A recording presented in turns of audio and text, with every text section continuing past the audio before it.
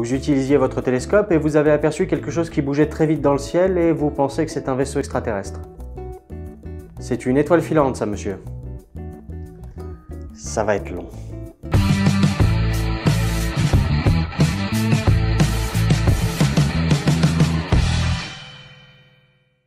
Et nous allons nous attarder aujourd'hui sur la série OVNI, série française qui vient d'arriver sur Canal+.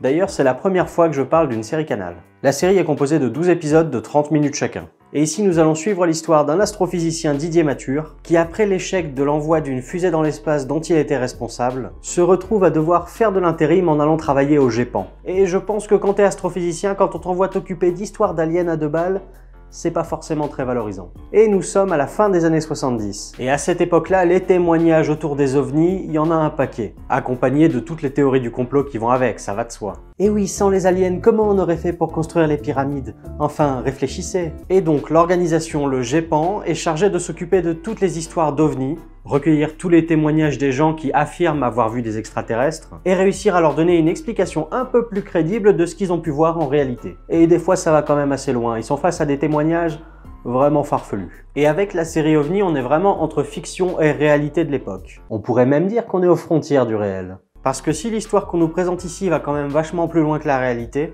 le GEPAN a réellement existé et elle s'inspire de pas mal de réels témoignages de l'époque. Et elle va mélanger tout ça pour nous ressortir une série complètement loufoque menée par les membres du GEPAN. Des personnages complètement barrés qui vont accompagner notre astrophysicien Didier Mathur. On commence avec Rémi, le pro en informatique bénévole. Marcel, un fan de cartes postales. Et enfin Vera, un petit personnage étrange qui s'apparente à un être Oma. Au moins physiqué. Et ensemble, ils vont résoudre un paquet de mystères autour des ovnis. Ou pas. Bon, je vous avoue que je regarde très peu de séries françaises parce qu'il y a quand même beaucoup de choses qui ne m'attirent pas tellement. Mais ici, les premières images avec l'absurdité potentielle de cette histoire m'a quand même attiré. Et au final, j'ai regardé toute la série et ça m'a plutôt plu dans l'ensemble. On sent qu'ils se sont quand même vraiment amusés dans ce beau délire des années 70. Ils ont dû bien se marrer en allant chercher des vieux témoignages complètement crétins de l'époque. Et ici, ce qui va marcher très bien, c'est l'art d'avoir des personnages qui prennent au sérieux des choses complètement à côté de la plaque. Aujourd'hui, tout le monde peut se moquer assez facilement de ces histoires sur les ovnis. Mais les théories farfelues modernes sur la Terre plate, on en parle. Et tout ça donne un humour qui a vraiment bien fonctionné pour moi en tout cas. Avec certaines scènes qui m'ont vraiment beaucoup fait rire. Je pense notamment à une avec une réinterprétation du chat de Schrödinger. Mais oui, c'est comme pour les mentales. Plus il y a de fromage, plus il y a de trous. Mais plus il y a de trous, moins il y a de fromage. Alors qu'en fait, il y a et plus de fromage et plus de trous.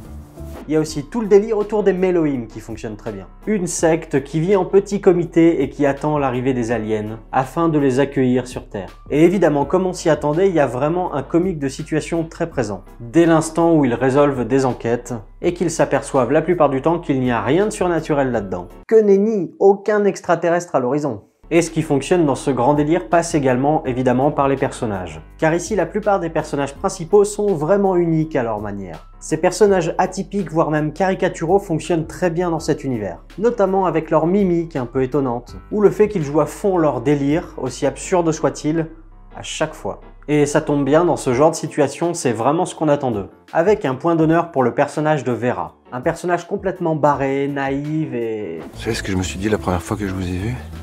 Non. Elle a l'air complètement cruche. Ah, ça c'est pas moi qui le dis. Après passer l'humour quand même très présent, il y a quand même certains des personnages, notamment le personnage principal. Et ici, dans un sens, c'est très judicieux parce que ça permet d'appuyer les enjeux. Notamment avec la famille de Didier Mathur, son ex-femme et ses 2 enfants. Qui sont aussi très étonnants à leur manière. N'est-ce pas Pompidou? Au niveau des images, on est dans une série vraiment très colorée, voire même saturée par moments au niveau des couleurs. Et ici, ça colle très bien, aussi bien dans l'image fantasmée qu'on se fait des années 70, que dans l'ambiance générale de la série. Ils appuient également cette vision de l'époque d'un point de vue sonore, avec tout un tas de thèmes qui mènent la série composés au synthétiseur. Et j'ai trouvé la plupart plutôt cool pour nous embarquer dans ce grand délire. On peut d'ailleurs, en fouillant sur YouTube, trouver une vidéo où le compositeur va nous expliquer comment il a travaillé sur la série.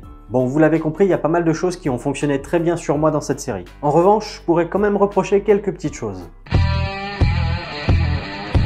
Dès lors qu'on a passé les tout premiers épisodes de la série, j'ai ressenti une période de flottement. Parce que dès le début de la série, on va comprendre très vite le délire. Et on va cerner malgré tout assez rapidement les personnages. Et donc ce qui peut s'apparenter à des scènes d'exposition vont continuer de se profiler pendant toute la première moitié de la série. Et parmi ces dernières, certaines se révéleront être un peu moins passionnantes, un peu moins accrocheuses. Et ça amène à la série à être un peu lente sur ses révélations et peut-être pas suffisamment passionnante pour tenir tout ce temps-là. Dans l'objectif de préparer des révélations, ils vont mettre en place tout un tas de petits fusils de Tchekhov notamment. Et j'avoue avoir eu un petit goût de trop peu à la fin. Je pense qu'ils auraient pu aller un petit peu plus loin, un peu plus vite. Et là, on est vraiment sur un ressenti très personnel. Mais peut-être le fait de trop jouer sur le côté drama d'un côté, comique de l'autre, leur empêche peut-être de pousser le délire vraiment à fond à certains moments. Peut-être de peur de rendre dissonantes certaines scènes entre elles. Et donc la plupart du temps, ici, le comique va passer pour une suite d'anecdotes sans réelles conséquences. Et bien que la fin puisse justifier, il faut l'avouer, une bonne partie de celle-ci, ils font ça un petit peu comme un pot pourri dans un sens. Et cet élément, entre autres, peut laisser pas mal de monde sur le carreau, je pense. Et c'est vrai que le fait que j'ai trouvé la série un peu trop sage par moment peut venir aussi de ce que j'ai l'habitude de regarder habituellement. Je suis un grand fan d'humour britannique, des Monty Python à Edgar Wright, à Big Train.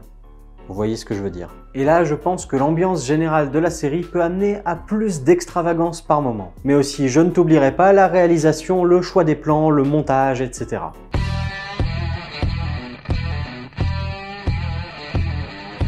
En conclusion, je dirais que cette série n'embarquera clairement pas tout le monde dans son délire. Et pour ma part, malgré quelques épisodes un peu en deçà, faut le dire, j'ai vraiment bien apprécié cette série, son univers, ses personnages, etc. Et pour ceux qui auraient la curiosité d'aller voir une série un peu différente sur Canal+, je vous conseille d'essayer celle-là. Et puis les épisodes ne font qu'une demi-heure. Parce qu'entre OVNI, complot, carte postale et flamant rose, vous avez de quoi bien vous amuser. Voilà, cette vidéo est terminée, merci d'avoir regardé jusqu'au bout. N'hésitez pas à me laisser vos points positifs, vos points négatifs dans les commentaires. Si la vidéo vous a plu, n'hésitez pas à la partager, c'est important. Regardez mes autres vidéos, vous abonner, tout ça, vous savez. Sur ce, ciao!